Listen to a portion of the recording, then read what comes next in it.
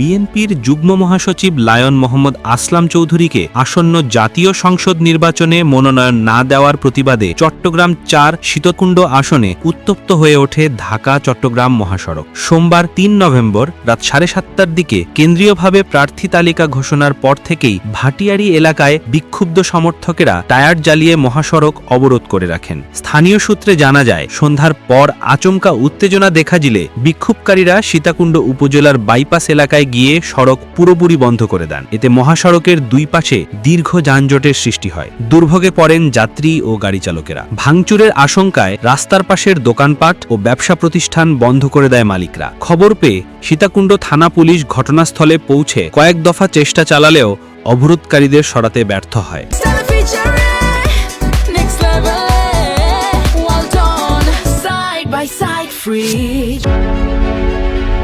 চট্টগ্রামের ১০ আসনে প্রার্থী ঘোষণা। রাজধানীর গুলশানে বিএনপি চেয়ারপারসনের রাজনৈতিক কার্যালয়ে সোমবার বিকেলে দলের মহাসচিব মির্জা ফখরুল ইসলাম আলমগীর আনুষ্ঠানিকভাবে প্রার্থীদের নাম ঘোষণা করেন। চট্টগ্রামের ১৬টি আসনের মধ্যে 10টিতে প্রার্থী ঘোষণা করা হয়। চট্টগ্রাম ১ মিরসরাই নুরুল আমিন চেয়ারম্যান, চট্টগ্রাম ২ ফটিকছড়ি সরোয়ার আলমগীর, চট্টগ্রাম ৪ সীতাকুণ্ড কাজী সালাউদ্দিন, চট্টগ্রাম ৫ হাটহাজারী মীর হেলাল উদ্দিন, চট্টগ্রাম ৭ লাঙ্গুনিয়া হুম্মাম কাদের চৌধুরী, চট্টগ্রাম ৮ চানগাঁও বাকলিয়া এরশাদুল্লাহ, চট্টগ্রাম ১০ ডবলমুরিং পাহাড়তলী আমির খুসরু মাহমুদ চৌধুরী, চট্টগ্রাম ১২ পটিয়া এনামুল হক, চট্টগ্রাম ১৩ আনোয়ারা কর্ণফুলী সরোয়ার জামাল নিজাম, চট্টগ্রাম ১৬ বাঁশখালী মিশকাতুল ইসলাম চৌধুরী।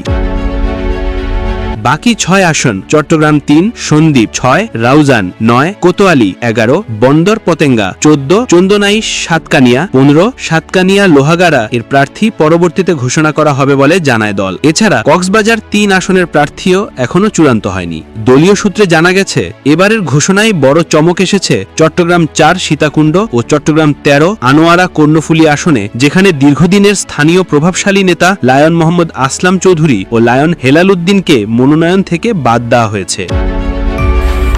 নিউজ ডেস্ক, আজকের খবর।